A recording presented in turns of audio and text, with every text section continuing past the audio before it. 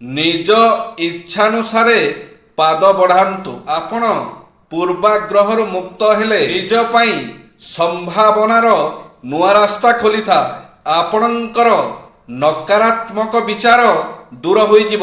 ଏବେ ଆପଣ ନିଜ ଯୋଜନା ପ୍ରସ୍ତୁତ କରିପାରିବେ। ନିଜ ଲକ୍ଷ୍ୟକୁ ଲେଖିବାରୁ ଆପଣ ଏହା ଆରମ୍ଭ କରିପାରନ୍ତି।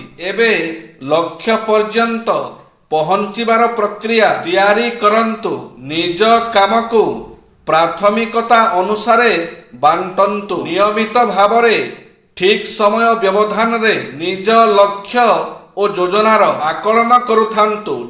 ଯେପର୍ଯ୍ୟନ୍ତ ଆପଣଙ୍କ ପାଖରେ ବାହାନା ଥାଏ ସେ ପର୍ଯ୍ୟନ୍ତ ଆପଣ ଆଗକୁ ବଢ଼ିପାରନ୍ତି ନାହିଁ। ଯେବେ କିଛି ବାଧା ଆସେ ଆପଣ ତାକୁ ସାମ୍ନା ନ କରି ବାହାନା ଦ୍ୱାରା ଆପଣ ଆଗକୁ ବଢ଼ିବାକୁ ଚାହାନ୍ତି। ଏହା ଆପଣଙ୍କୁ ଆହୁରି ଅସୁବିଧାରେ ପକାଇପାରେ, କିନ୍ତୁ ତାହା ଆପଣଙ୍କ ଦ୍ୱାରା କରାଯାଇଥିବା ବିକଳ୍ପଠୁ ଭଲ ହୋଇଥାଏ। କେବେ କେବେ ଆମେ ନିଜର ସୀମା ନିଜେ ତିଆରି କରିଥାଉ। ନିଜ ପୂର୍ବାଗ୍ରହକୁ ଛାଡ଼ି ସେହି ସୀମାରୁ ଆଗକୁ ବଢ଼ିବା ଆମ କ୍ୟାରିୟର ପାଇଁ ସୁଗମ୍ୟ ରାସ୍ତା ହୋଇଥାଏ।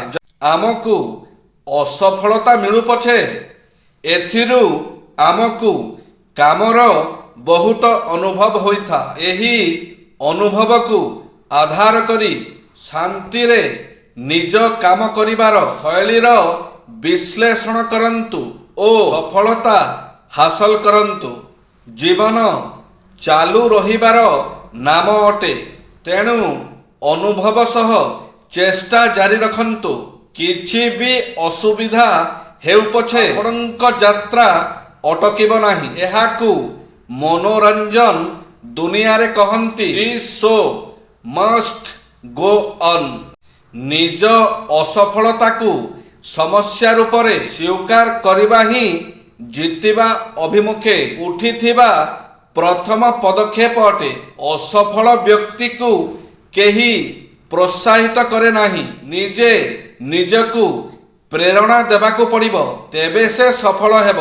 ଏହା ସତ୍ୟ ଯେ ଯେତେବେଳେ ବ୍ୟକ୍ତି ସଫଳ ହୋଇଯାଏ ଦୁନିଆ ତାକୁ ପ୍ରୋତ୍ସାହିତ ଓ ପାରିଶ୍ରମିକ ଆଦି ଦେବା ପାଇଁ ଦୌଡ଼ି ଆସନ୍ତି।